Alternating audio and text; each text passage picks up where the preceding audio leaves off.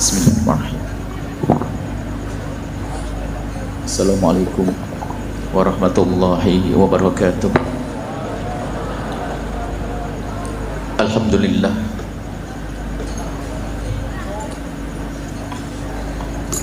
Alhamdulillahilladzi asra bi rasulillahi minal masjidil haram ilal masjidil aqsa fa baraka haulah. Wa sallallahu wa salamu ala ar-ra'ufir rahim habibir rabbil alamin al-mabuthi rahmatan lil alamin habibina sayyidina Muhammadin al-amin wa ala alihi al-mutahharin wa ashabihi tayyibin wa tabi'ina lahum bi ihsanin ila yaumiddin. Allahumma ya rabbana a'inna ala ta'atik, a'inna ala dhikrik, a'inna ya rabbana ala syukri ni'amik, a'inna ya rabbana ala tarki ma'siyatik. Na'udzubika ya rabbana minal kibri wal ujbi wal riya'i wa hubbid dunya, waj'alna ya rabbana minal mutahabbina fik, minal mutahabbina fik, minal mutahabbina fik. A'inna ya rabbana ala iqamatis salati wal khushu'i fis salati, waj'alna ya rabbana min ahlil khairi innaka anta ala kulli syai'in qadir. Amma ba'd. Yang sangat kami cintai, kami muliakan para pecinta baginda Nabi Muhammad sallallahu alaihi wasallam. Alhamdulillah, saat ini Allah mengizinkan kita, menghendaki kita untuk keridhaannya. Allah mengizinkan kita, meridhoi kita untuk berkumpul di tempat yang baik. Dan sungguh tidak ada seorang hamba yang bisa berbuat baik sekecil apapun kecuali karena telah dipilih oleh Allah Subhanahu wa ta'ala. Dan tanda hamba yang dicintai oleh Allah adalah begitu mudahnya dia melakukan kebaikan biarpun tidak direncanakan sekalipun. Mungkin ada di antara kita yang tidak niat untuk menghadiri pengajian, akhirnya terbawa oleh kawan, sahabat untuk pergi ke tempat mulia ini. Begitu sebaliknya, jika hamba itu tidak dicintai oleh Allah, begitu susahnya melakukan kebaikan. Dan begitu biarpun direncanakan, dan begitu mudahnya melakukan kehinaan dan dosa biarpun tidak direncanakan. Artinya gebiar yang kita lihat saat ini adalah gebiarnya orang-orang yang dicintai oleh Allah Subhanahu wa ta'ala dengan dimudahkan kita untuk berkumpul di tempat ini. Allah mudahkan kita untuk bertemu di tempat ini. Dan semoga lintaskan panjatan doa saat ini juga, semoga seperti Allah mengumpulkan kita saat ini, Allah mengumpulkan kita kelak di surga. Di tengah-tengah kita ada baginda Nabi Muhammad sallallahu alaihi wasallam. Acara Maulid Nabi Isra Mi'raj tidak ada bedanya. Semua adalah acara mengagungkan Nabi Muhammad dan segala sesuatu yang ada urusan dengan Nabi Muhammad. Itu acaranya orang-orang cerdas, para ulama dari masa ke masa dengan kecerdasannya membuat bermacam-macam acara, tapi ada tujuannya sangat jelas. Merayakan Maulid Nabi, merayakan Isra Mi'raj, tahun baru Hijriah, nuzulul Quran dan sebagainya, sering diadakan perayaan-perayaan seperti itu. Tujuannya adalah agar semakin dekat dengan pelaku sejarah agung Isra Mi'raj, Maulid Nabi, kepada siapa Quran diturunkan, hijrahnya siapa. Jadi sebetulnya kalau kita cermati apa yang dihadirkan para ulama dari bermacam-macam acara itu adalah agar kita semakin dekat dengan baginda Nabi Muhammad SAW. Maka kalau bicara Isra Mi'raj mendekat dengan Nabi, Maulid Nabi mendekat dengan Nabi, nggak ada bedanya. Sehingga kadang digabungkan, bukan karena telat mengadakan maulidnya, akan tapi ini semua adalah acara untuk menuju kepada Rasulullah Sallallahu Alaihi Wasallam. Isra Mi'rajnya Rasulullah, mungkin ada beberapa hal yang perlu kita hadirkan. Kapan Nabi Muhammad Isra Mi'raj?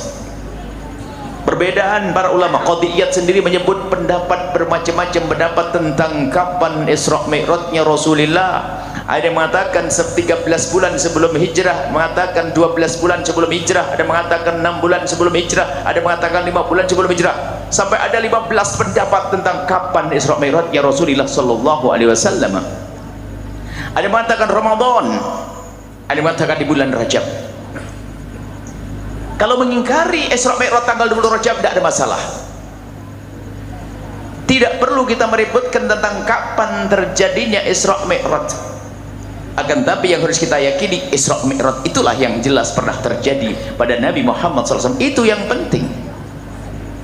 Makanya tidak harus tanggal 27 Rajab kita mengadakan Isra Mi'raj. Kapan saja kita mengadakan perayaan Isra Mi'raj. Ini yang pertama, yang jelas Nabi Muhammad Isra Mi'raj. Yang disepakati, Nabi Muhammad di Isra Mi'raj kan Nabi Muhammad oleh Allah setelah wafatnya Sayyidah Khadijah dan wafatnya Pamandah Abu Thalib. Setelah pulang dari Taif, baru Nabi di Isra Mi'raj kan. Kemudian ada, ini penting sekali, masalah keimanan, karena Isra Mi'raj ini adalah urusan keimanan. Jadi yang dibangun di sini iman, keimanan kepada Allah. Maka perlu diketahui ada fitnah akidah. Sebelum kita bicara tentang hikmah di balik Isra Mi'raj, ada fitnah akidah di balik Isra Mi'raj.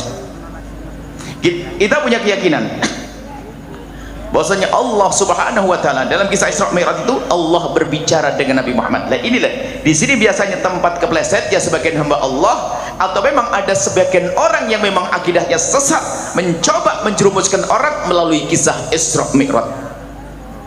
Dalam kisah Isra Mi'raj itu Nabi Muhammad diperjalankan Allah dari Masjidil Haram ke Masjidil Aqsa, kemudian naik ke atas langit ke-7 Sidratul Muntaha, kemudian setelah itu di atas langit ke-7 kemudian ada sebuah tempat yang hanya Allah dan Rasulullah yang tahu.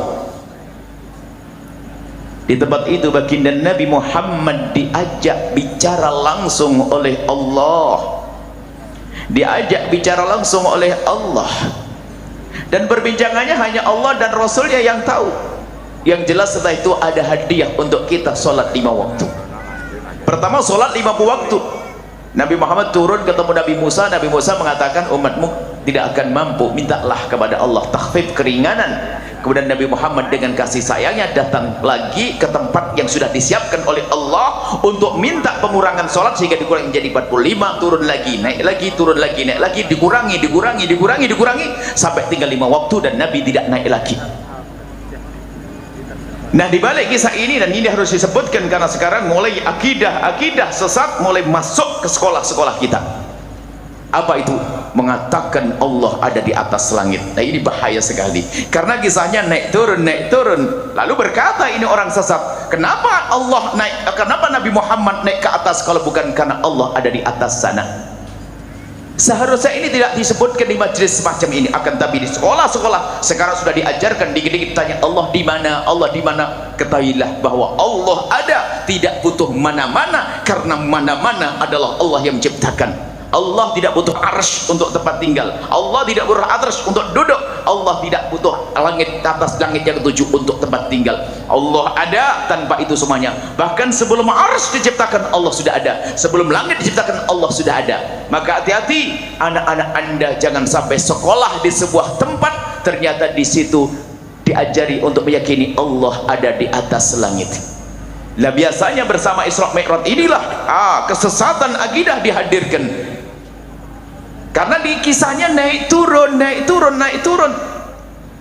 Apalagi ada satu buku Isra Mi'raj yang disebutkan pada Sayyidina Abdullah bin Abbas. Di situ banyak hal yang harus dicermati. Harus waspada kalau bicara tentang membaca buku sejarah-sejarah itu, hati-hati, kadang ada disisipkan hal-hal yang tidak sesuai dengan akidah. Lalu bagaimana kita menjelaskan tentang naik turunnya Nabi Muhammad yang pernah diajak bicara oleh Allah secara langsung? Bukan hanya Nabi Muhammad, ada lagi Nabi yang disebutkan dalam Al-Quran adalah wa kallamallahu Musa taklima. Ada Nabi lain yang pernah diajak bicara langsung oleh Allah selain Nabi Muhammad, yaitu Nabi Musa alaihissalam. Nabi Musa diajak bicara langsung oleh Allah. Artinya Nabi Muhammad pernah diajak bicara langsung oleh Allah, dan Nabi Musa pernah diajak bicara, Nabi Muhammad juga pernah diajak bicara. Cuman antara Nabi yang Nabi Musa dengan Nabi Muhammad ini beda. Nabi Muhammad kenapa tidak diajak bicara oleh Allah di Madinah atau di Makkah? Tidak. Allah ingin mengajak bicara Nabi Muhammad dibawa ke atas langit ke-7. Kalau Nabi Muhammad diajak bicara di bumi sama, dengan Nabi Musa. Nabi Musa diajak bicara oleh Allah di Bukit Tursina. Wa kallama Musa taklima. Nabi Muhammad, Allah mengajak bicara Nabi Musa waktu Nabi Musa di atas Bukit Tursina. Nah, ini harus pahami.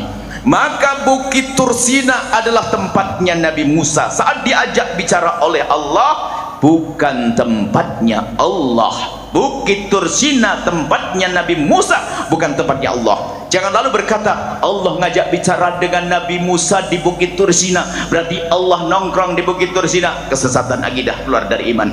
Begitu juga di saat Nabi Muhammad berada di atas langit ketujuh kemudian bicara dengan Allah, maka tempat itu adalah tempat yang disiapkan oleh Allah untuk Nabi Muhammad, bukan tempatnya Allah. Dan harus paham makna ini. Jadi itu tempatnya Nabi Muhammad yang sangat mulia, sehingga waktu Nabi Muhammad turun ingin minta diskon, pergi ke tempat yang mulia yang telah Allah siapkan. Sampai di situ bicara lagi kepada Allah, turun lagi, naik turun, bukan karena Allah ada di atas sana, akan tapi karena tempat itu tempat mulia yang telah Allah siapkan untuk Nabi Muhammad. Ini harus kita pahami makna ini, karena kesesatan di balik ini. Hari ini hati-hati, kita harus tegas masalah akidah. Akidah kita akidah ahlil haqqi, ahli sunnati wal jama'atil asy'ariyati. Karena akidah ini adalah indah. Asy'ariyah indah, Maturidiyah indah. Kemudian ini harus kita pahami bahwasanya Allah ada tidak memerlukan tempat. Biasanya kisah ini dijadikan hujjah sebagian orang, kenapa Nabi ke atas kalau bukan karena Allah di atas? Tidak, Allah tidak memerlukan atas.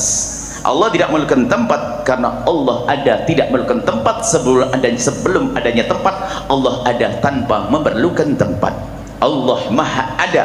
Seperti ini. Ini adalah sering dihadirkan kesesatan-kesesatan di akhir zaman ini. Maka dari itu Anda kalau milih sekolah harus waspada. Bagaimana tentang keimanan anak Anda? Paling tidak begini, wahai para ibu, hari ini mulai banyak sekolah-sekolah Islam, marak sekolah Islam. Hati-hati, Anda jangan menyuruhkan sekolah anak Anda ke sekolah kecuali Anda tesnya sederhana saja. Bisa Anda menyenandungkan syair-syair berikut ini atau nada-nada berikut ini? Kalau nggak bisa di situ batal, jangan disulahkan. Apa itu? Allah wujud kidam bako mukhalafatu lil hawa. Sudah, kalau masih di sekolah itu ada begitunya, aman itu. Loh, ini akidah. Belajar itu ya harus begini, ada bentengnya. Jangan sampai kepleset dan terpesona bangunannya megah. Oh, ini megah ini. Megah pakai Allah sifat 20 ini megah. Ada, jangan terpesona bangunan megah. Oh, bacaan Qur'annya bagus. Oh, ini ya bagus. Akidah nomor satu. Keimanan nomor satu. Jangan Anda mudah terpesona dengan sebuah pendidikan agama tapi ternyata anak kita sesat. Ini kami sampaikan karena ini sudah akidah mengakar dari masa ke masa di masyarakat Indonesia. Bahkan jumhur atau kebanyakan manusia sejagat ini adalah antara ahli sunnah wal jamaah, Asy'ariyah atau Maturidiyah. Di Indonesia Asy'ariyah, Anda pergi ke Mesir ada nanti Asy'ariyah, kemudian Anda pergi ke Turki sana, di sana adalah Maturidiyah. Anda pergi ke sebagian Irak sana Maturidiyah. Jadi dunia ini ulama berakidah antara ahli sunnah wal jamaah, Asy'ariyah atau Maturidiyah. Dua ini masalah akidah perlu kami hadirkan supaya kita tidak luput sebelum ngantuk. Ini harus serius masalah akidah. Kemudian tentang Isra Mi'rajnya Rasulullah, ada satu hal yang perlu dicermati dengan serius tentang apa yang dibawa oleh Rasulullah. Nabi Muhammad membawa hadiah namanya as-salah. As-salah, dari atas langit baginda Nabi turun membawa as-salah.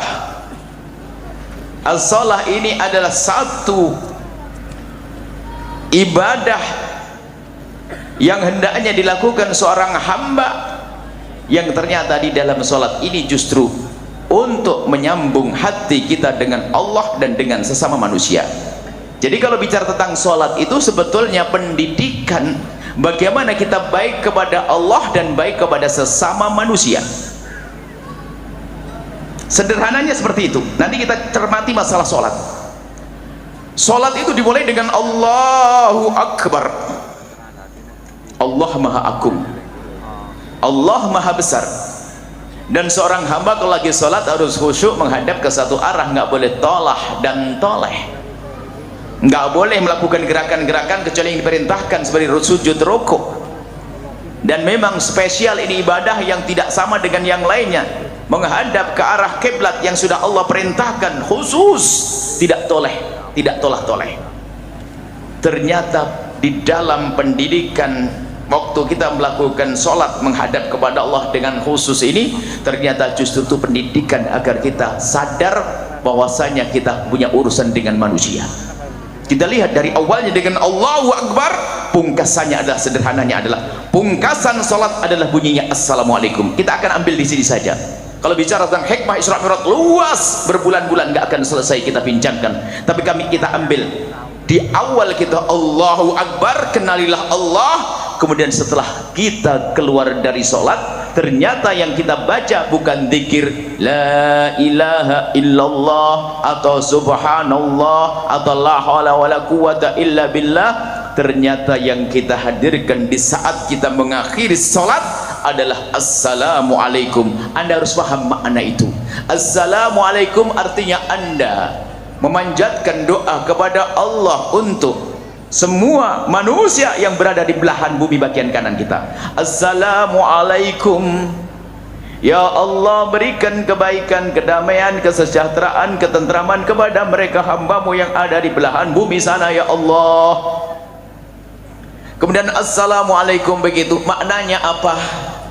Kalau Allahu Akbarmu benar, maka assalamualaikummu harus benar. Yang merasa dirinya ahli ibadah, hei ahli ibadah yang sering tahajudan, puasa Senin Kemis tak pernah putus, belum cukup. Zikirnya puluhan ribu, belum cukup. Tanyakan bagaimana urusanmu dengan suamimu, hai para istri. Urusanmu dengan istrimu, wahai para suami. Urusan dengan ayahmu, wahai anak. Urusan dengan anakmu, wahai ayah dan ibu. Tidak cukup engkau Allahu Akbar saja, tapi assalamualaikumnya tidak benar. Sehingga orang baik itu adalah orang yang baik kepada Allah dan baik kepada sesama manusia. Ada orang baik kepada Allah tapi tidak baik kepada manusia, tidak dianggap baik dia. Bahkan dikisahkan suatu ketika seorang perempuan tudkar bikatratis sholati wasyami, seorang perempuan yang disebut dia adalah banyak sholatnya, banyak puasanya, perempuan hebat, ahli ibadah. Mengagumkan sahabat Nabi, terkagum-kagum di saat mendengar berita tentang seorang perempuan yang banyak sholatnya, banyak puasanya. Akan tapi cerita itu ada lanjutannya. Hanya saja ya Rasulullah, dia punya kebiasaan jelek. Kalau ngomong suka nyelekit sama tetangganya. Airan anallah sya'an bi itu bihi jirona. Dia punya kebiasaan nyakiti tetangganya. Celekat-celikit kalau ngomong. Spontan Nabi menjawab, la khaira fiha, enggak ada baiknya perempuan itu, innaha min ahlin nar, dia adalah ahli neraka. Kayaknya ahli ibadah, kadang memang ujiannya orang ahli ibadah adalah dia merasa sudah kayak punya surga, petentang lihat orang merendahkan, ngomong celekat-celekit. Seorang laki-laki yang ahli ibadah kadang gampang remehkan istrinya, apalagi seorang perempuan yang merasa dia sering hadir pengajian, tahajudnya banyak, puasanya banyak, ngomong sama suaminya pun juga kadang celekat-celekit.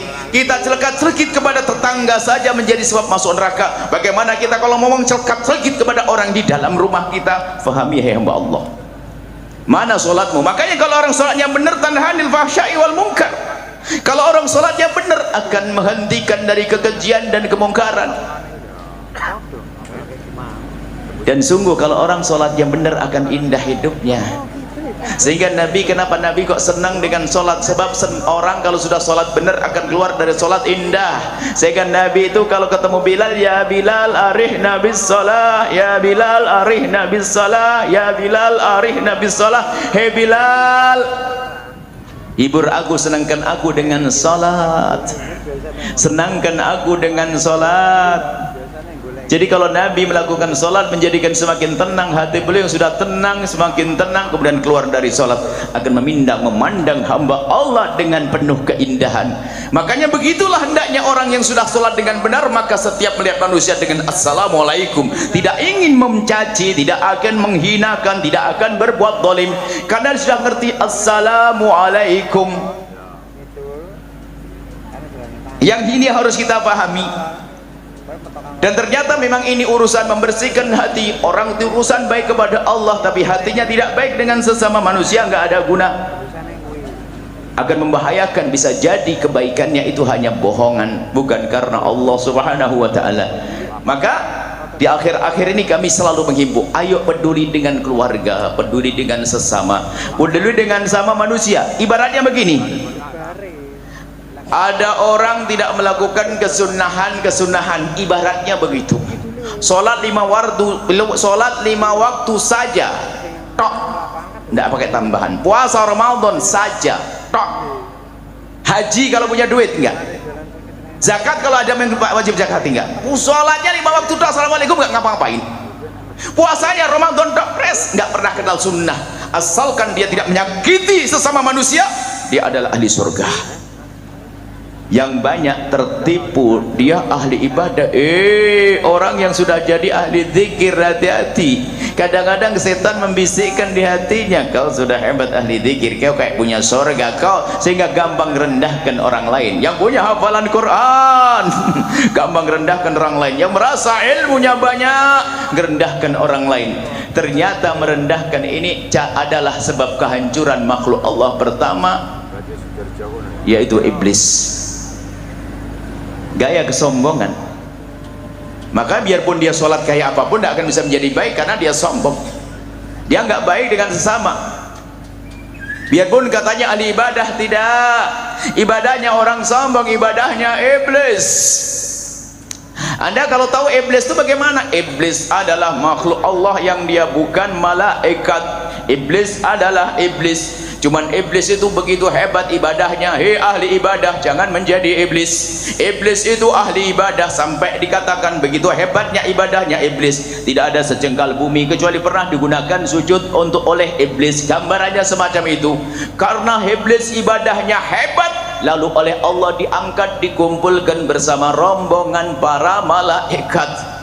Dan di saat iblis beribadah bersama malaikat, nggak akan keciri kalau dia iblis, karena memang ibadahnya hebat kayak malaikat. Bahkan dikatakan seperti bahkan penghiasnya malaikat. Artinya apa? Yang terhebat di antara malaikat. Ulul, hebat. Ibadahnya iblis melampaui malaikat. Ibadahnya iblis melampaui malaikat sehingga nggak ketahuan kalau itu iblis. Dan dia memang ahli ibadah. Akan tapi dia gagal ujian. Gagal ujian di saat diciptakan mbah kita Nabi Adam alaihissalam. Di saat diciptakan Nabi Adam alaihissalam, baru Nabi Adam selesai diciptakan, Allah memerintahkan kepada malaikat, karena iblis bersama mereka, iblis harus ikut dong. Wa idh qulna lil malaikati isjudu li adama fasajadu illa iblisa. Di saat Allah memerintahkan kepada malaikat, hei malaikat, sujudlah kepada Adam, sujud penghormatan. Semua malaikat pada sujud kecuali iblis. Hati-hati, mbahmu Nabi Adam bukan iblis, jangan niru gayanya iblis. Gaya iblis adalah itu, lihat, di saat disuruh hormat kepada Nabi Adam, dia nggak mau pun pakai menggunakan akalnya. Rumusnya apa ini kok aku harus hormat kepada Adam? Adam baru diciptakan, belum punya prestasi. Aku ribuan tahun sudah sujud kepada Allah. Prestasi aku punya hafalan Quran, aku hafal Alfiyah Ibnu Malik, aku hafal ini, aku fikih ngerti, aku ahli tarekah ini, semuanya. Aku sudah kelas begini, suruh hormat sama si dia. Ini gimana rumusnya? Kok aku suruh sujud pada Adam? Adam prestasinya apa? Satu sujud saja belum bisa, belum punya. Kok aku suruh sujud kepada Adam? Ini godaan orang-orang yang sudah pangkat tinggi ahli ibadah. Hati-hati, hei ahli ibadah, ahli zikir, yang masuk tarekah, yang sudah punya hafalan Quran. Kita perlu kajian seperti ini, supaya kita tidak kepleset merasa kita sudah punya surga, padahal neraka sudah justru yang kita bawa. Iblis tidak mau sujud, dia mikir ini rumusnya bagaimana. Diingatkan, kenapa kau nggak sujud iblis? Diingatkan, apa jawabnya? Iblis berhujah. Hujahnya adalah hujah egois, ego. Hujahnya hujah anani, hujahnya hujah aku, kesombongannya. Dia mengatakan ana khairun minhu, aku lebih bagus daripada Adam. Ya salam, berani ngomong depan Allah, ana khairun minhu khalaqtahu min tin, Kau menciptakan Adam dari tanah ya Allah, dan menciptakan aku dari api. Udah berhujah di hadapan Allah. Ini hebat banget makhluk namanya iblis. Iblis ini kadang bentuknya pakai kerudung, Bu. Kalau diingatkan sang suami cemberut langsung marah. Itu iblis pakai kerudung. Odong kadang iblis pakai kopiah. Kalau diingatkan sama istri langsung banting pintu keluar, nggak mau denger. Iblis. Di alam rumah tangga ini jangan kayak iblis, hidup indah, diingatkan pasangan, ahlan. Ini harus kita bahas, kita jelaskan dalam alam nyata hari ini. Jangan bicara yang gede-gede, yang ringan-ringan. Kita kadang menjadi iblis tanpa sadar. Kalau diingatkan Anda ini turunan Nabi Adam, kita turunan Nabi Adam. Nabi Adam kan bilang wala taqrabah hadhihi syajarata. Hei Adam, jangan mendekati pohon ini. Iblis yang sudah dendam sama Nabi Adam itu nyelinap bagaimana bisikan Nabi Adam pakai lakan nasih. Aku nasihati kepadamu Adam. Apa iblis? Nabi Adam polos. Masa di surga ada makhluk yang bohongi dia? Itu pohon, kenapa ente nggak boleh deket-deket sama pohon itu, hei Adam? Kenapa? Kalau ente makan pohon itu ente akan selamanya di surga. Wah, dibalik ceritanya. Ya dimakan oleh Nabi Adam. Lalu oleh Allah diturunkan, diingatkan Nabi Adam dengan yang dilakukan Nabi Adam. Bah kita mah enak. Maka kalau Anda turun Nabi Adam, jadilah kayak Nabi Adam. Kalau memang betul Anda keturunan Nabi Adam. Nabi Adam ditegur oleh Allah dengan sederhana langsung, Rabbana zalamna anfusana wa illam taghfir lana wa tarhamna lanakunanna minal khasirin. Ya Allah, Rabbana zalamna anfusana, ya Allah, kami telah zalim kepada diri kami sendiri, kami salah ya Allah. Diingatkan sama suami, ya abang terima kasih abang ingatkan saya. Dulu sebelum nikah aku kira kamu tuh ganteng bang, sekarang setelah engkau ingatkan aku tambah ganteng. Itu dong cemberut 3 hari. Cemberut itu Masya Allah, mulai kapan Bu rumus cemberut bikin cantik Bu? Tapi kenapa kok ada sebagian perempuan dikit-dikit cemberut, Masya Allah, pasti dia gak cerdas. Waktu lulus masuk SMP itu salah ngetes dia. Cerdasnya perempuan tuh gak perlu cemberut, ngerayu dong. Seorang suami juga begitu, Masya Allah. Mentang-mentang suami barangkali sudah setengah ustadz. Ustadz kok setengah nih gimana ya? Setengah ustadz, setengah kurang ajar barangkali begitu. Setelah diingatkan, ya memang setengah ustadz, diingatkan langsung, apaan kamu ini tahu apa? Salam. Suami yang baik kalau diingatkan istri akan berkata, sayang, terima kasih kau mengingatkan aku kira kamu dulu cantik loh ya, ternyata setelah kamu bisa mengingatkan aku, ternyata sangat cantik. Oke, abang kasih hadiah anting sebelah aja. Abang kenapa anting sebelah? Oh iya dong, kenapa? Karena kamu baru mengingatkan sekali, coba 2 kali baru anting 2. Gitu loh, maksudnya apa? Dalam hidup itu motivasi pasangan untuk berani mengingatkan kita. Jangan biasakan hidup menakutkan. Anda bukan monster. Kita bawa kepada kehidupan di alam nyata ini. Ayo yang indah, rumah tangga yang indah. Jangan bikin takut pasangan. Jangan sampai suami menakutkan istri, istri menakutkan suami. Ada suami bergagah perkasa, berewokan kadang-kadang sama istrinya tuh. Ini mending diam aja daripada itu diam aja. Karena apa? Masya Allah, mulutnya sang istri kayak speaker. Kalau ngomong, Masya Allah, sang suami hanya salah daripada ribut. Masya Allah, rumah tangga yang begitu gak akan indah. Rumah tanggamu bukan rumah tangga yang terus seperti itu. Rumah tanggamu adalah indah. Suami yang mendengar istri, Masya Allah, suami sok banget. Ada suami gak bisa dengar istri, kayak melebihi Nabi Muhammad bertanya kepada Sayyidah Maimunah tentang satu hal, minta pendapat pada istrinya, minta pendapat baginda, padahal Nabi bisa menerima wahyu. Kenapa? Ngajari kita biarpun seorang suami jangan sok. Hei para suami, jangan sok. Waduh, serem banget itu. Seorang istri apalagi, wah, mentang-mentang pengajian sering itu, kalau diingatkan suami, abang gak pernah ngaji, coba ngaji. Waduh, seremnya. Ibu jangan begitu. Ini masalah semuanya, amin. Nah, rumah tangga ini keindahan. Jadi kalau baik kepada Allah, baik kepada sama manusia. Manusia ada tetangga, ada orang jauh.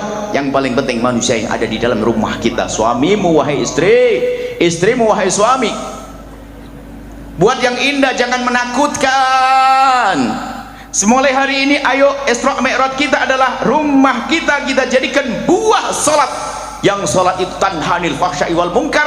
Dengan sholatku tidak ada kekejian dan kemungkaran di rumah, tidak ada kalimat kasar dari mulutku sebagai seorang suami, tidak ada caci maki dari mulutku sebagai suami, tidak caci maki dari seorang istri. Indah hidup itu Isra Mi'raj kita malam ini. Pastikan Anda pulang dengan keindahan.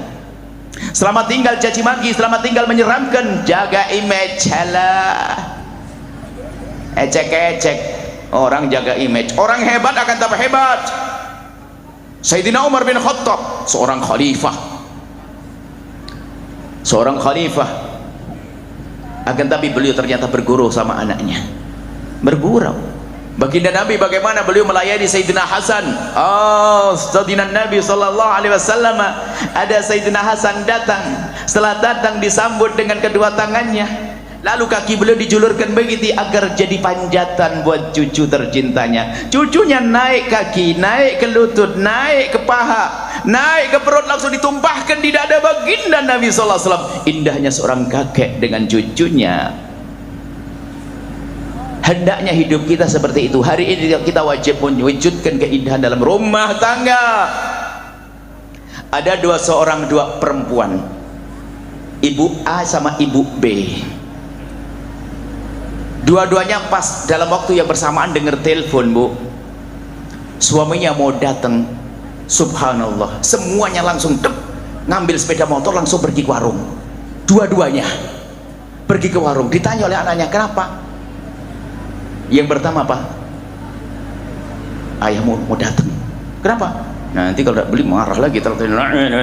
Oh, jadi buru-buru belanja karena biasanya kalau sedikit telat suaminya suka marah. Jadi perginya ke pasar ngebut itu ternyata karena takut dimarahi oleh sang suami. Ternyata satu lagi pergi ke pasar juga ngebut. Kenapa ibu mau kemana? Suamiku mau datang, aku mau beli masakan yang paling enak, makanya jangan sampai telat. Loh, beda, sama-sama ngebut. Karena yang satu punya suami monster alias gendruwo, hantu, menakutkan. Yang satu punya suami orang yang lembut hati. Hei gendruwo, ada di mana engkau? Ini harus serius. Rumah tangga harus indah. Jangan sampai jadi suami kayak gendruwo. Anda suami yang lembut penuh kasih. Perempuan bagaimana harus jadi perempuan yang baik. Biasakan dengan senyum keindahan. Ada seorang perempuan tuh masya Allah, di sini nggak ada. Ini gendruwo juga nggak ada di sini, baik semuanya. Ada perempuan masya Allah. Kalau lagi suaminya nggak ada tuh ngapain aja lompat-lompat sekali. Giliran suaminya datang, pura-pura sakit. Aduh. Mulai kapan pura-pura sakit membuat suami senang? Bahkan seandainya sakit, perempuan cerdas, dia akan tampak sehat dulu depan suami, layani suami, setelah itu baru mau ngadu. Nanti saat suami sudah mulai terang, abang, aku gigiku sakit abang, aku gini saja. Tapi enggak, ada yang berbohong. Biasanya kalau jadi istri suka bohong begitu, pura-pura sakit, nanti punya anak suka pura-pura sakit dengan anaknya. Sampai kita menemukan sebuah cerita bahwasanya seorang ibu padahal biasa saja, kiranya anak datang pura-pura sakit, sampai dimasuk ke rumah sakit, sudah langganan masuk rumah sakit. Sampai anaknya, karena anaknya soleh-soleh, untung anaknya soleh-soleh, kalau anaknya nggak baik kan malah disetelantarkan. Ya itu sedekah kami Bu ya untuk anak-anak, untuk ibu saya. Daripada ke hotel ya tidak apa-apa dah, anggap saya nginep di hotel tapi di rumah sakit. Pura-pura. Bukan begitu ibu yang solehah. Hidupmu jujur, penuh pengabdian, keindahan, indah. Tidak dengan caci maki wahai para suami. Selamat tinggal itu namanya assalamualaikum setelah Allahu Akbar. Jangan tertipu, dan banyak orang tertipu. Ahli ibadah tapi mulutnya kasar, suka menyakitkan. Ayo jaga rumah tanggamu yang lembut. Pastikan istrimu berani bertanya kepadamu. Pastikan istrimu berani mengusulkan sesuatu kepadamu. Kalau istrimu ketakutan, engkau salah meletakkan dirimu. Mungkin engkau memerankan sebagai peran monster. Tidak seperti itu wahai suami yang soleh. Bagaimana istrimu itu berani mengingatkan kepada dirimu? Keterbukaan dalam hidup itu indah. Kalau tidak yang korbannya. Makanya kenapa kita sekarang dari keindahan rumah tangga inilah, kalau kita ingin membuat keindahan di sorga nanti, bahkan sebelum di sorga, di dunia, karena akan muncul anak-anak yang baik. Karena anak-anak hidup tumbuh di tempat yang baik. Di tahun ini sengaja kami ingin hadirkan bagaimana kita membangun rumah yang baik. Karena rumah ini akan jadi tempat tumbuhnya anak-anakmu. Itu bukan hanya sekedar makhluk yang kita beri makan agar gede seperti ayam potong, ayam broiler, tidak. Tapi anak kita adalah ada pikirannya dan ada hatinya. maka bagaimana bukan sekedar jasadnya gede, akan tapi ketahuilah bahwa dia punya pikiran harus tumbuh dengan benar di rumah yang benar, harus tumbuh mentalnya yang benar di rumah yang benar. Bagaimana agar pikirannya tumbuh benar, mentalnya benar, rumah tangga bapak ibunya yang indah. Wahai para orang tua, itu assalamualaikum kita setelah Allahu Akbar. Coba bayangkan wahai ibu yang solehah, bapak yang soleh, di saat anak anda berada di sebuah kamar lalu membuka kamar sedikit kelihatan anda dengan istri. Wahai suami, anda dengan istri di meja makan lagi cubit-cubitan lalu suap-suapan, lalu anak anda melihat apa yang ada di hati anak anda. Yang ada adalah kekaguman, ibuku mengagumi ayahku dan ayahku kagum kepada ibundaku. Oh, yang ada adalah hormat, yang ada adalah cinta. Melihat saja tuh. Begitu sebaliknya seorang anak melihat ibunya berantem, bahkan seorang anak ngerti menciri, ibunya sudah mukanya sudah manyun alias cemberut. Sang anak sudah tahu, mama sudah kayak ribut sama ayah tuh.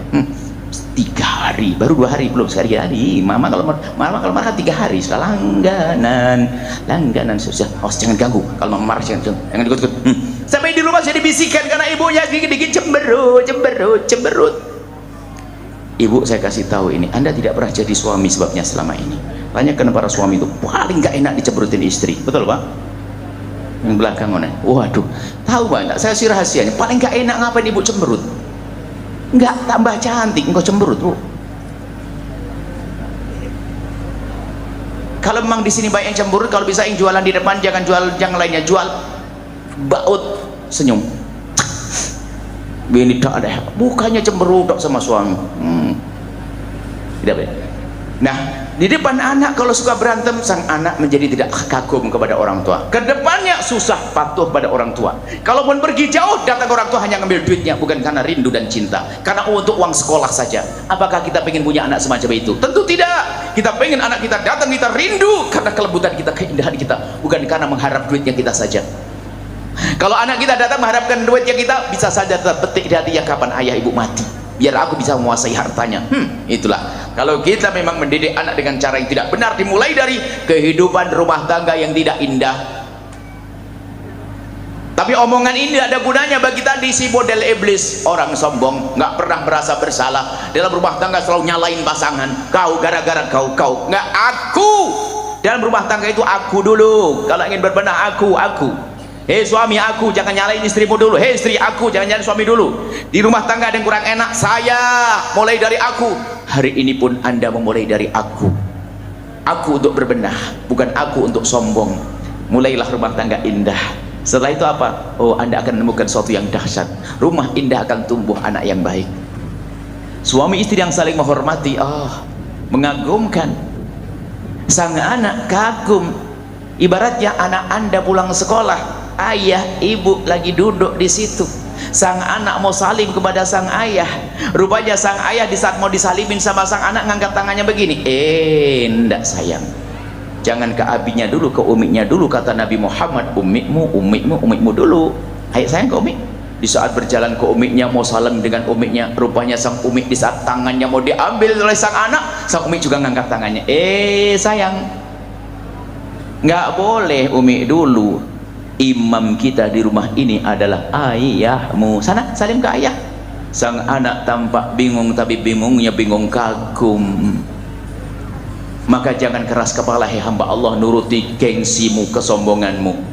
Mulai dari ini, aku memang, kalau aku suami yang biasa kerasin, aku mulai hari ini, aku mulai demi kebaikan di masa yang akan datang. Dan berbuat dolim kepada pasangan adalah kedoliman di atas kedoliman, bu. Kalau anda di pinggir jalan ada tukang becak, anda pukul, anda dolim. Kalau anda di warung ada perempuan jualan, anda caci, anda dosa pak. Itu orang di luar saja dosa, bagaimana yang melahirkan 5 anakmu, bagaimana yang mencari nafkah untukmu. Kadang kita tidak sadar karena hawa nafsu, kesombongan tadi, tidak ingin buat perubahan dalam rumah kita. Rumah kita harus indah, tidak bisa ditawar. Kalau ada keributan, iya namanya rumah tangga ribut, tapi manajemen ribut juga ada loh ya di dalam Al-Quran. Al-Quran lengkap tuh semua manajemen ribut. Anda pengen ribut, cara Al-Quran ada. Namanya hidup ada tidak cocok. Kenapa? suami hawa nafsu, istri punya hawa nafsu. Manusia ini bukan nabi yang maksum. Ada pendidikan, ya dinasihati, iya. Cuman mungkin seorang suami sudah bosan, istriku tidak bisa dinasihati. Saya ngomong 2 kalimat dibalas 12 kalimat. Memang model begitu biasanya. Tapi ini Mas Solehah nggak begitu. Istri mau nasihati suami, apalagi, waduh, dibentak, diam kau, cerewet, perempuan. Wah, ini model suami begitu tuh, waduh, cerem. Kalau sudah dinasihati nggak bisa, apakah caci maki olah-olah? Enggak. Terakhir yang dilakukan apa? Coba Bu, manajemen ribut. Ada manajemen ribut. Setelah nasihati nggak bisa, ini semuanya adalah wahjuruhunna fil madaji'. Ngediamin, diem, bukan caci maki. Diam maksudnya biar saling merenung, diam, tapi diamnya pun ibu bapak, diamnya pun adalah fil madaji', di tempat tidur. Jadi kalau ibu lagi nggak asikkan, lagi ribut sama suami, itu hanya di kamar saja. Di luar kamar masih buatin teh, masakan nasi, dan abang makan yang banyak, tidak, tetap bersenyum. Jangan sampai anakmu mengetahui kalau engkau ribut dengan pasanganmu. Hai istri, hai para suami, tetap seolah-olah nggak ada apa-apa. Tapi kalau masuk rumah kayak doing, mulai masuk kamar, kunci pintu, jangan ngomong, diem. Coba kalau saya merenungi tentang manajemen ribut yang disebutkan Al-Quran ini, ajib sekali. Coba bayangin Bu, ini ranjang, suami diem nggak usah ngomong, istri yang ngadep ke timur mana?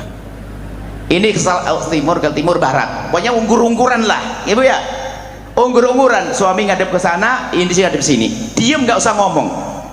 Manajemen, mohon maaf, kira-kira bertahan berapa lama? Mungkin setengah jam aja Anda sudah begini pura-pura ngelempar bantar kelewat. Kenapa? Hati sejuk merenung, karena nggak ngomong. Coba yang caci maki, tambahan kalau ngolok terus, kau gitu, kemarin kau gitu, dasar kau begini, kan ada. Makanya jangan biasakan di rumah Anda ada keributan. Jangan biasakan rumah Anda dengan caci maki. Malam ini kita Isra Mi'raj kita adalah setelah Allahu Akbar, benar dengan Allah, sholat, assalamualaikum. Assalamualaikum Anda yang benar dengan manusia, dengan suamimu, hai para istri, dengan suamimu, hai para istri, tolong imammu di rumahmu. Mungkin Allah mengujimu dengan harta yang limpah, yang punya harta dari perempuan yang melebihi suaminya. Sebetulnya itu surga, tapi ingat, godaannya adalah kesombongan. Biasanya kalau perempuan sudah diberi oleh Allah kelebihan itu, kalau tidak langsung ditumpangi dengan ketawaduan, langsung mudah marah, ngomong sedikit emosi. Sampai ada suatu ketika perempuan modelnya dia sukses, sehingga kami hanya ngomong begini. Ada sebagian ibu kalau lagi telepon sama temannya bisa ketawa-ketawa, tapi giliran telepon sama suaminya langsung ngegas naik nadanya. Iya Bu ya, itu saya banget. Karena kamu mulai sukses kan? Iya. Jadi saya jelek banget. Iya, kamu jelek, harus berubah. Semakin tawadhu kepada suamimu kalau kau diberi oleh Allah kelebihan. Begitu juga seorang suami, kadang Masya Allah, wah dia mungkin seorang ustadz yang masyhur dengan kelembutannya. Kalau kemana-mana nebar senyum, Masya Allah. Kalau dengan atau seorang direktur, kalau dengan karyawannya Masya Allah senyum, sampai pulang ke rumah keluar taringnya. Model-model begitu tuh, naudzubillah. Bukan begitu, akan tapi di rumah kita harus rumah indah. Hai hamba Allah, jangan ada caci maki. Hari ini kita sepakat, Anda yang memulai, tidak ada caci maki, tidak ada olok-olokan, tidak ada perendahan. Kalau Anda marah, jangan Anda balas dengan marah, karena balasan marahmu itu seperti engkau melihat api lalu kau siram dengan minyak, tambah rame. Jika satu pasanganmu marah, engkau keluar saja sebentar, kirim handphone, assalamualaikum, WA, alaikum abang sayang, masih marah enggak? Kalau sudah abang nggak marah, aku akan masuk ke dalam dan akan gigit hidungmu abang. Dada gambar love 16. Nggak bisa marah suami. Istri juga begitu, digituin. Cuman sekarang enggak, ancam-ancaman. Memang bodoh dia. Hidup kok macam begitu, suami istri nggak ada komunikasi, diem dong. Anaknya 16. Gimana ini model begitu tuh? Capek banget. Perlu membangun keindahan, harus keindahan. Ini yang kami rindu. Kalau hidup Anda indah Allah, setelah itu apa? Muncul anak-anak yang baik. Anak Anda gak akan berani melanggar Anda, dia gak akan berani melanggar ayahnya. Kenapa? Kalau aku melanggar ayah, mama pasti marah. Kalau aku melanggar mama, ayah pasti marah. Kenapa? Ayahnya kompak dalam cinta, dalam pengabdian, dalam keindahan. Seperti itu. Ayo semuanya belajar, tanggalkan kesombongan Anda. Tapi nasihat kami tidak berguna untuk dua manusia. Yang pertama tadi, suka nyalahkan orang lain, nggak tahu seolah-olah dia paling hebat, nyalain dok, nyalain dok, nyalain dok. Biasanya orang begitu apa? Ahli ibadahnya banyak, merasa amalnya sudah banyak. Ini ujian, kata Imam Ghazali dalam Alkitab Al-Kashf wa Tabyin, modelnya begitu. Orang ahli ibadah kadang diuji dengan gampang meremehin orang, gampang remehkan suami, gampang remehkan istri, sombong, nggak bisa merasa bersalah. Satu. Yang kedua, nasihat panjang lebar tadi nggak ada gunanya untuk satu model manusia. Siapa yang kedua? Yang nyerah dengan watak, lalu berkata, memang aku dari dulu sudah begitu. Ya, ini kan repot ini. Memang begini, kamu kan tahu keluarga saya keluarga keras, kadang bawa suku, kan memang aku suku Batak, suku Dayak, suku Jawa, bawa suku yang jelek dia. Saya punya teman orang Batak lembut hati, saya punya orang Dayak lembut hati, saya ketemu orang Madura lembut hati banyak. Ente ngapain merusak suku? Wong yang jelek dia, punya watak keras, nggak mau nyerah, nggak mau berubah, nyerah. Memang kalau mau dengan saya begini, nekat, nggak mau berubah. Lah kalau orang kayak begitu mau dinasihati kayak apa? Anda bisa berubah. Kerinduan Anda kepada surga yang menjadikan Anda berubah. Kalau Anda pengen tahu manusia punya sifat keras, kami jamin sifat kerasnya lebih keras daripada Anda yang paling keras saat ini. Saya pengen tahu siapa yang paling keras sifatnya saat ini. Saya kasih contoh satu orang yang sifatnya keras, Sayyidina Umar bin Khattab. Sebelum masuk Islam, bagaimana tidak keras, nggak ngerti kasih sayang. Tradisi Arab kalau punya anak perempuan malu. Sayyidina Umar melakukan perjalanan yang lama sampai tanpa disadari punya anak perempuan. Pulang lihat anak perempuannya, dia marah. Dan anak perempuannya pertama kali ketemu ayahnya. Cuman Sayyidina Umar marahnya tidak terlalu menampakkan dulu. Dia akan dibawa anaknya ke padang pasir. Dibonceng sang anak ke padang pasir itu, anak dengan senang. Kenapa? Lama tidak pernah diajak oleh ayahnya jalan-jalan. Hari ini mau diajak jalan-jalan, senang. Itu bayi, itu anak, bukan bayi. Anak sudah boleh diajak ngomong. Diajak jalan-jalan oleh ayahnya ke tengah padang pasir. Rupanya di tengah padang pasir Sayyidina Umar menggali. Setelah digali dalam, begitu Sayyidina Umar naik, jenggotnya kotor. Sang anak itu karena merasa senang diajak oleh ayahnya, ngelihat jenggotnya kotor, berkata, abah jenggotmu kotor, sambil bersihkan jenggot sang anak. Setelah jenggot bersih, Sayyidina Umar bin Khattab langsung megang sang anak, langsung masukkan ke liang lahat, ditanam hidup-hidup sampai mati. Ayo, kerasnya semacam itu. Tapi di saat Sayyidina Umar sudah mendapatkan petunjuk ngerti surga, Allah lembut seorang khalifah. Di saat beliau menjadi khalifah, keciduklah bahasa hari ini. Dilihat oleh para sahabat itu Sayyidina Umar tuh dengan anak-anaknya gulet gulung-gulung di tanah. Lalu sahabat Nabi bertanya, ya khalifah, tidak pantas seorang khalifah kok begitu dengan anaknya, gulet gulung begitu. Sayyidina Umar menoleh dengan nada marah, man lam yarham bi ahlihi lam yarham bi ra'iyyatihi. Yang tidak punya kasih sayang dengan keluarganya tidak akan punya kasih sayang kepada rakyatnya. Itu Sayyidina Umar. Apakah hari ini ada yang lebih kejam dari Sayyidina Umar yang bisa bunuh anaknya? Nggak ada. Artinya Anda tidak separah Sayyidina Umar waktu itu. Maka jangan menyerah lalu berkata, aku nggak bisa, aku nggak bisa.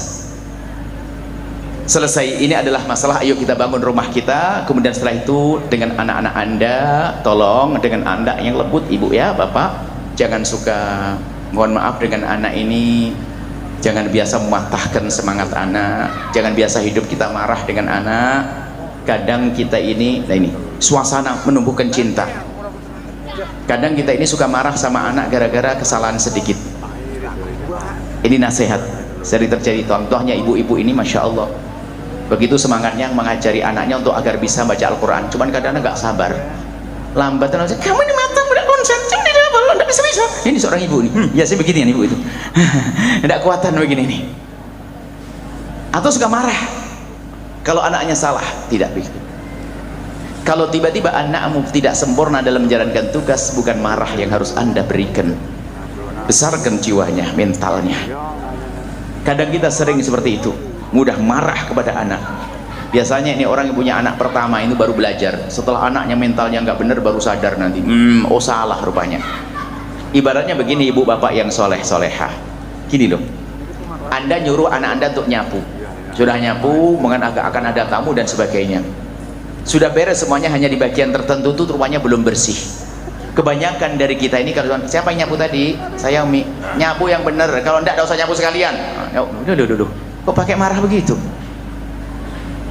Kalau nyapu yang bersih, jangan melakukan kamu. Kenapa pakai begitu? Karena pada pakai kalimat yang indah begini, coba. Sayang, siapa yang nyapu tadi? Saya Umi. Sini, masya Allah. Terima kasih. Umi telah dibantu nyapu ya, anak soleha, tambah pinter saya ya. Masya Allah. Makasih, masih. Cuman sayang ya, sambil diarahkan. Nanti kalau nyapu, ini harus sampai bersih sayang. Gitu dong. Marah, mending ini. Dikit-dikit marah. Ada yang senyum rupanya. Mungkin Anda itu. Berubah, Bu. Berubah, nggak boleh begitu. Itu menjadikan mental anak Anda, sehingga nanti sama ibunya pun di saat diperintah menjadi ogah-ogahan. Padahal nanti salah lagi, nggak ada benernya sama mama, nggak ada bener. Ini bahan pendidikan, ini menghilangkan cinta itu. Sebetulnya itu adalah cara itu karena sudah biasa cara dengan suami yang main marah, main ini. Tidak begitu. Ini gambarannya. Sebenarnya ini adalah pendidikan yang panjang. Insya Allah suatu ketika kita akan belajar bagaimana mendidik anak yang baik. Supaya mulai dari, tapi kita mulai dari kita tadi, rumah baik, suami istri senyum. Jujur, habis kekerasan hati seorang anak ngelihat kelembutan suami istri. Tapi biasa sering bapaknya caci maki dan nolong, dia kayaknya terbiasa marah-marahan. Kalaupun jadi ustadz, suka jadi ustadz yang suka caci maki di atas mimbar. Itu gara-gara di rumahnya sering dengar caci maki. Sok berantem, ya mimbar pun juga caci maki. Islam mengajarkan seperti itu. Seorang mukmin bukanlah syattam wala sabbab wala la'an. Seorang mukmin muslim bukanlah orang yang suka mencaci maki dan mengolok. Kemudian urusan sholat, tolong jangan sampai ada meninggalkan sholat. Sholat adalah ibadah yang sangat gampang dan ringan, tapi ketahuilah berat kecuali bagi hamba yang dipilih oleh Allah. Dosanya meninggalkan sholat gede sekali, gede minal kabair. Sholat, dan sholat itu karena bagi yang meninggalkan sholat dosanya besar, maka Allah mudahkan semudah-mudahnya. Nggak bisa berdiri boleh dengan duduk, nggak bisa duduk boleh bareng, nggak bisa bareng boleh telentang, nggak punya air boleh tayamum, nggak punya wudhu, nggak punya debu boleh sholat langsung. Namanya sholat menghormat waktu. Nggak ada orang nggak bisa sholat. Maka kami sampaikan, kalau ada orang nggak bisa sholat atau kesusahan dalam sholat, yang salah gurunya yang susah. Makanya kalau ngajari sholat, tolonglah yang punya ilmu sholat dong, gurunya nyeksa. Sehingga ada orang ketakutan sholat ini sholat. Nah, sholat itu mudah. Jangan sampai ada orang tidak bisa sholat. Sholat tidak harus pakai makan nabuk. Mungkin di pasar takut duhur hilang, ibu pakai baju muslimah ini sudah oke. Kakinya kelihatan, pinjam sarung suami dilipat, diubel-ubel, kita sudah beres, aman. Jangan bikin susah. Nggak pakai sajadah di lantai najis. Siapa suci? Siapa bilang najis? Oh, ini lantainya di pasar najis. Memang ada orang pipis di situ ya. Jangan gampang pengen najis. Ini biasanya ustadz kena was-was tuh merusak. Wah, wudhu bisa Bu segelas ini buat 4 orang loh ya. Karena wajibnya kan hanya sekedar air membasuh di wajah dengan segenggam sudah oke, sekali sudah sah. Nanti coba lihat di fikih kami, fikih gampang, fikih ringan. Maka ibadah harus digampangkan. Jangan bikin orang meninggalkan sholat. Bapak-bapak yang pergi ke sawahnya jauh dari kampung di tengah. Duhur berangkat, pulang maghrib, asarnya di mana? Asarnya dilakukan ba'dal maghrib. Ini kan repot. Bapak bisa sholat pakai kolor, yang penting pusat kelihatan lutut. Tadi ngompol saya, nyebur ke sungai naik sudah suci. Dengan lumpur suci. Boleh kapan lumpur najis? Ayo sholat di atas lumpur. Saya akan kerja di bengkel penuh oli. Dari kapan oli itu najis, Pak? Oli tidak najis. Oli menghalangi air? Tidak. Oli itu cair, tidak menghalangi air.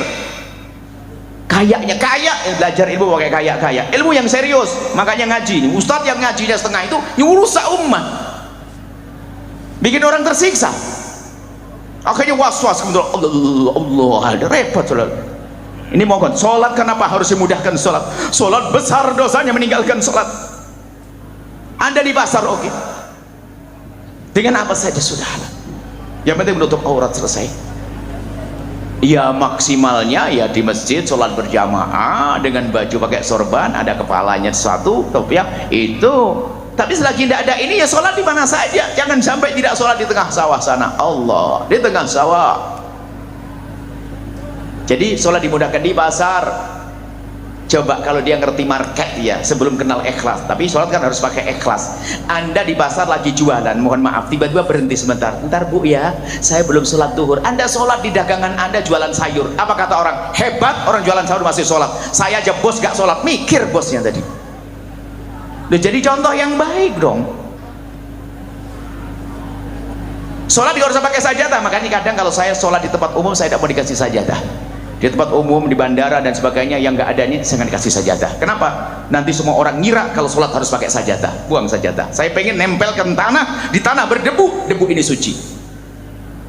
Biasanya yang sok ahli ibadah, ini najis. Mulai kapan najis ya Ustaz? Lantai najis. Mulai kapan? Najis itu jelas air kencing. Siapa yang kencing di situ? Empuk. Siapa empuk di situ? Ada. Ini mohon maaf para pembimbing urusan sholat ini, sehingga kami hadirkan fikih praktis sholat dalam mazhab Syafi'i ringan. Biasanya memang, makanya sampaikan kalau ada orang nggak bisa sholat, kerepotan sholat, yang salah gurunya. Gurunya. Sholat adalah sangat mudah. Tolong jangan sampai ada meninggalkan sholat fasik, menjadikan rumah hilang rahmat. Lakukan sholat fardu. Setelah itu ditingkatkan sholat sunnah, termasuk hal-hal sepele ya, misalnya wudhu di tengah perjalanan. Bahkan kalau perjalanan kosor bu, kosor enak, diskon 4 jadi 2 rakaat. Cuman ada ibu-ibu karena biasa hadir pengajian, tapi pengajiannya bukan nggak ada pelajaran fikihnya, sudah perjalanan jauh diajak pengkosor, katanya apa, diajak jamak sama kosor. Kan banyak rest area, kenapa jamak kosor? Kasihan ibu ini, coba ibu ngaji kan enak, sholatnya diskon 2 rakaat, pahalanya lebih gede. Cuman karena ustadznya salah, keblinger dia. Ibu kalau pergi ya, nanti ibu coba aja besok hari Ahad ke Cirebon bu, hadir pengajian majelis ibu-ibu di sana, kosor di jalan enak. Ini paling seneng kosor nih. Ini setiap paling sayang kalau kosor nggak ini. Jadi anak saya malah buah kosor, senang bangga kosor nih. Lu kosor enak, lebih gede. Dalam mazhab Hanafi wajib, kalau tidak kosor dosa. Lu cuman kadang-kadang ngajinya ini kurang, jadi sholat jadi berat. Anda kosor enak, jamak takdim boleh takhir, mana yang lebih enak kapan? Intinya kami ingin suatu ketika di majelis yang serupa ini kami hadirkan sholat yang gampang, ringan, nggak ada susah sholat. Kalau ada yang menjadikan sholat susah, itu yang salah gurunya. Yang harus dibaca apa sih? Makanya ngajari anak kecil, waktu kita kecil dulu kan di musola kan masya Allah lengkap. Waktu belum ada listrik tuh langsung pagi habis maghrib tuh Allahu Akbar kabira alhamdulillah katsira, semuanya dibaca. Kenapa? Kita belum wajib sholat, sehingga penghafal semuanya nggak ada masalah. Tapi ada orang baru masuk Islam, diajari kabira walhamdulillahi. Ini ustadz keblinger. Ya ustadz, kalau orang mualaf baru masuk Islam, jangan diajari semua bacaan, cukup 5 tok. Allahu Akbar, baca surat Al-Fatihah, kemudian tasyahud akhir sampai asyhadu an la Muhammad Rasulullah, shalawat Allahumma shalli ala Muhammad, assalamualaikum. Itu tok. Fatihah boleh ditawar, saya nggak hafal Fatihah ustadz. Kulhu, apalagi kulhu itu apa sih? Ayat Quran nggak ada, sudah diganti yang lain. Artinya zikir la ilaha illallah, la ilaha illallah, sudah nggak apa-apa. Akhirnya sholat di masjid ya, baru masuk Islam sholat di masjid, saking semangatnya zuhur siang-siang di belakang imam, Allahu Akbar, la ilaha illallah, la ilaha, gatel tuh imamnya. Assalamualaikum warahmatullahi wabarakatuh. Goblok siapa sholat belakangnya begini? Yang goblok siapa?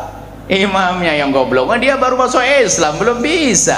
Makanya ngaji itu benar, baca kita bolak-balik orang faham, ini kan repot. Jadi sholat itu gampang. Makanya kami ingin himbau, coba hari ini indah semuanya. Kalau anda tahu sholat, rumah tangga anda indah hari sini, sholat jadi gampang. Memang bahasanya Buya aja serem, bentak-bentak begini, tidak. Kalau anda dengar, lihat, besok positif hamil semuanya, seneng semuanya. Ibadah ini yang harusnya kami rindu. Anda itu bahagia rumah. Saya itu dulu bu, Pak, pernah buka konsultasi hari Senin itu, konsultasi sehari. Allah, setelah itu baru kelihatan rupanya ribet rumah tangga itu hampir langganan, pusing, stres ini, sampai belum keluar dari mobil sudah nangis. Allah, gara-gara itu saya itu ubanan gara-gara itu. Tapi kalau ada satu suami istri datang sambil cubit-cubitan begitu ya, langsung hitam itu rambut. Senengnya luar biasa. Kenapa orang kok suka ribut? Ini kok bodoh banget hidup, kok ribut, berantem. Masya Allah. Gayanya ustadz. Gayanya ustadz dihantemin dulu nih. Harus ustadz ngasih contoh yang jelek. Gayanya ahli ibadah. Bukan begitu. Harus indah. Indah yang diajarkan Rasulullah SAW. Yang marah nggak bakal indah. Ayo anda marah, nggak terima dengan omongan saya, ribut terus. Kalau anda langsung masya Allah qabiltu bu ya, qabiltu, wah indah di rumah hari ini, nggak ada yang ribut, suami anda langsung berubah. Makanya kalau belajar itu untuk diri bu, jangan anda hanya untuk pasangan, kelihatan pasangan. Ada makanya orang nggak insaf, hanya nyalain pasangan itu repot, ngaji pun nggak serius, hanya karena beda tempat saja. Coba kalau jejer sama suaminya, orang-orang begini itu orang nggak serius tuh. Kalau jejer sama suaminya, Buya lagi ngomong, suami harus begini, begini, harus begini, langsung senggol, tuh bang, denger bang, denger bang, denger.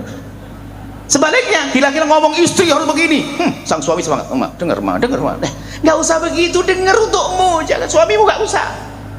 Belajar kok, belajar untuk aku, bukan untuk pasangan. Selesai. Setelah itu apa? Anda Allahu Akbar, saya khusyuk, assalamualaikum, indah. Ini saja Isra Mi'raj kita hari ini. SMP Al-Bahjah. Penerimaan santri baru, kuota terbatas. Sebetulnya nggak terbatas, cuman harus dibatasi kan gitu. Kalau dibatasi gimana manajemennya? SMP Al-Bahjah penerimaan siswa baru gelombang pertama ini sudah ya, Oktober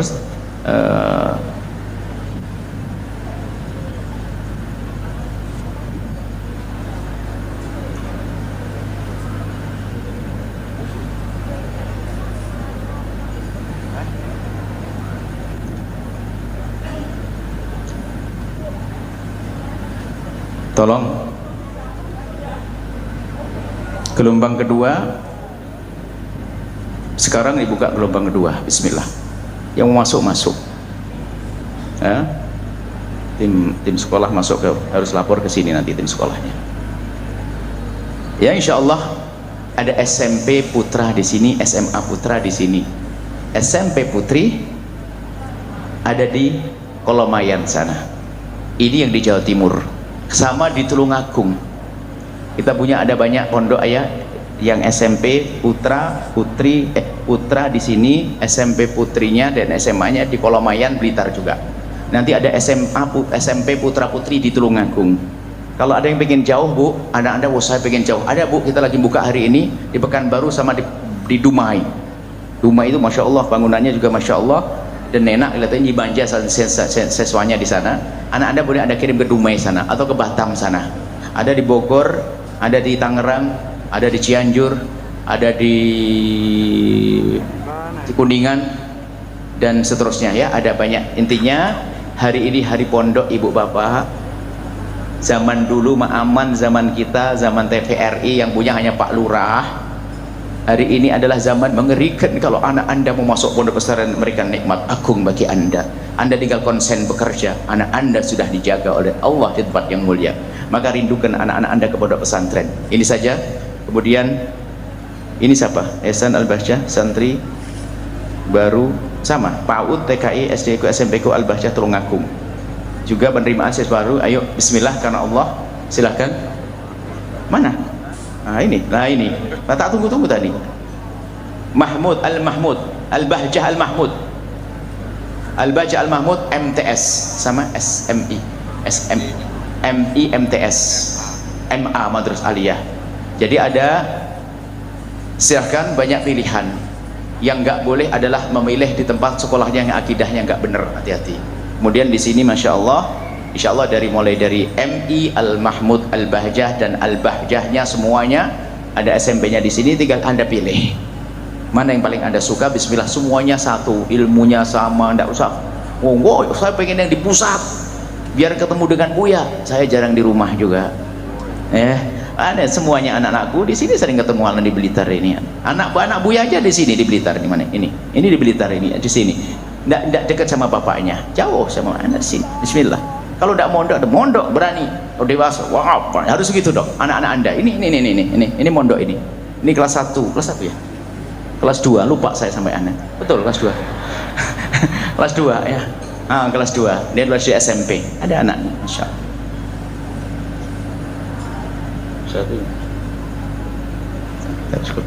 Baik, masya Allah, ini saja. Mari kita tutup dengan doa. Al-Mahmud ada MTS. Dan untuk Al-Mahmud itu bedanya, kalau Al-Mahmud itu ada bagian yang boleh pulang pergi ya Pak ya. Jadi mungkin ada yang pengen pulang pergi, ada di Al-Mahmud. Kalau di Al-Bahjah memang di sini tidak ada pulang pergi. Di Al-Bahjah Al-Mahmudnya, yang ada Al-Mahmudnya ada diizinin pulang pergi. Harus bikin warna-warni. Ada yang mondok ya, tapi ada yang pulang pergi. Di Al-Mahmud itu ada yang pulang pergi. Ya pun ada yang mondoknya. Jadi pilih-pilih. Mungkin saya belum bisa mondok, tapi di tempat yang baik ada Al-Mahmud insyaallah. Bismillah, kita tutup dengan doa.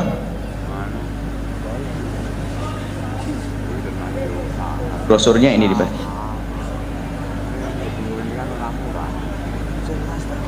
Apa ini? Oh iya, besok ibu yang merasa sebagai seorang wanita, Al-Bahjah Tulungagung besok majelis dengan Umi, cuman biasanya habis duhur diadakan jam 9 pagi. Yang sudah biasa hadir, kalau sampai tidak hadir berarti Anda merosot. Yang belum pernah hadir, kalau Anda tidak berusaha mencoba hadir, Anda tidak berusaha lebih baik kayaknya. Bismillah, besok biar rame ya di Tulungagung, di pesantren Al-Bahjah Tulungagung, sambil lihat pesantren Tulungagung dengan Umi Fairuz. Umi ada di sini. Mana Umi? Mana? Samping. Ada di sini Umi. Udah tahu belum? Belum tahu. Ibu-ibu maksudnya. Nah, kemudian diundang juga oleh Umi di Cirebon. Tadi suruh latihan qashar sholat tadi. Besok tanggal 9, tanggal 10 Syaban, 9 Februari, ibu yang solehah.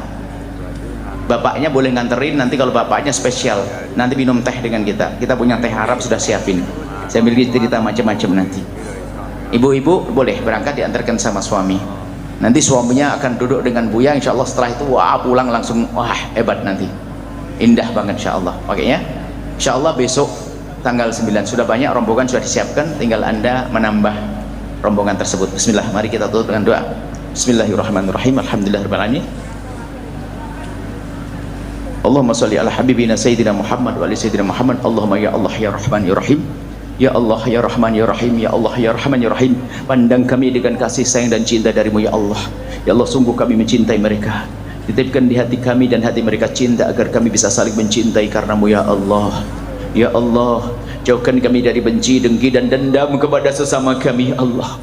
Kami tidak ingin mendendam kepada siapapun, tidak ingin mendengki kepada siapapun. Kami mohon ya Allah, jika ada orang berbuat salah kepada kami, menyakiti kami, zalim pada kami, aniaya kepada kami, memfitnah kami, menggunjing kami, kami mohon ampuni mereka, jangan hukum mereka ya Allah.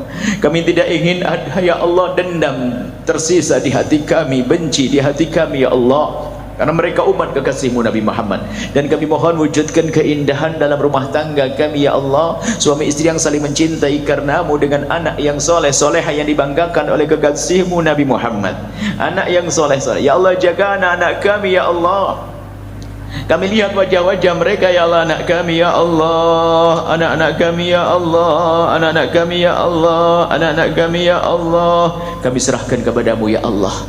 Berikan kepada kami kekuatan untuk mendidik anak-anak kami ya Allah.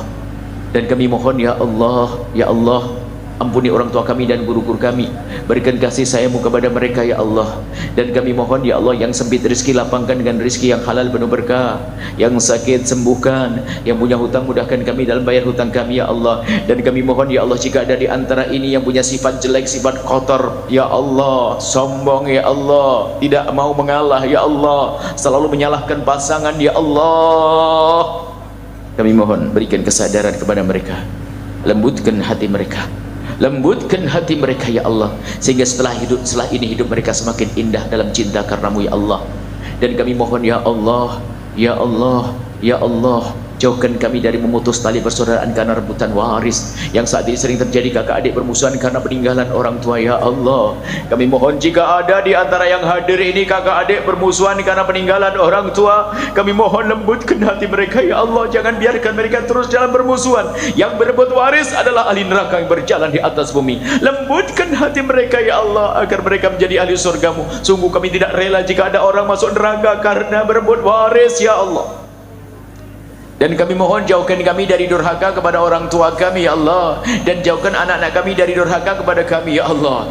Dan kami mohon jadikan anak-anak santri kami, para santri ini ya Allah, jadikan mereka anak-anak ini banggakan oleh orang tua mereka, umat yang dibanggakan oleh kekasihmu Nabi Muhammad. Dan kami mohon ya Allah, seperti engkau mudahkan kami bertemu saat ini ya Allah, mudahkan kami untuk bertemu kelak di surga bersama kekasihmu Nabi Muhammad.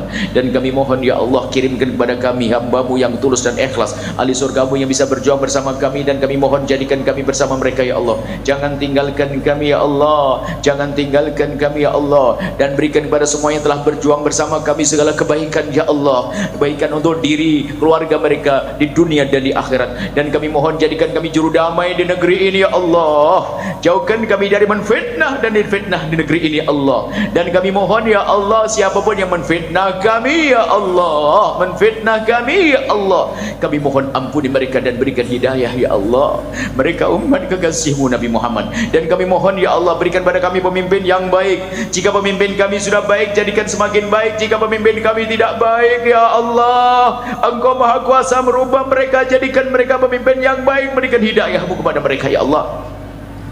Dan jauhkan kami ya Allah dari kesombongan ya Allah, jauhkan kami dari kesombongan. Dan kami mohon ya Allah, makmurkan majlis para kiai, para ulama, para habaib yang ada di kiri kanan tempat ini ya Allah. Makmurkan majlis-majlis mereka ya Allah, pesantren mereka ya Allah, makmurkan pesantren mereka. Dan kami mohon ya Allah, jadikan tetangga-tetangga kami tanda ahli surga yang jualan di sana ya Allah, mereka jualan untuk orang-orang ahli surga, menjadikan mereka ahli surga-Mu ya Allah. Mereka jualan di tempat yang baik, maka berikan pada mereka segala kebaikan ya Allah. Ya Allah, jadikan mereka pedagang-pedagang ahli surga ya Allah. Jangan sampai ada di antara tetangga kami atau yang jualan di sana yang ada di sini masuk neraka-Mu ya Allah. Kami tidak rela ya Allah. Kami mohon ya Allah, ampuni kami dan ampuni mereka semua ya Allah. Panjangkan umur kami dalam ketaatan serta sehat walafiat. Berikan kepada kami semua husnul khatimah. Dan kami mohon ya Allah, ya Allah, ya Allah, ya Allah, ya Allah. Kami mohon ya Allah, ampuni orang tua kami dan guru-guru kami ya Allah, dan berikan kepada kami semua husnul khatimah, mati dalam keadaan iman. Dan kami mohon ya Allah, jadikanlah ucapan kami di akhir hayat kami kelak saat Engkau hendak mencabut nyawa kami. Kami ingin saat itu ya Allah, hati dan lidah kami mampu mengucapkan kalimat agung dan mulia, la ilaha illallah sayyidina Muhammad Rasulullah, la ilaha illallah sayyidina Muhammad Rasulullah, la ilaha illallah sayyidina Muhammad Rasulullah sallallahu alaihi wasallam. Rabbana atina fid dunya hasanah wa fil akhirati hasanah wa qina adzabannar. Wa sallallahu ala sayyidina Muhammadin wa ala alihi wa sahbihi. Alhamdulillahirabbil alamin. Habib Hasan. Al-Fatihah.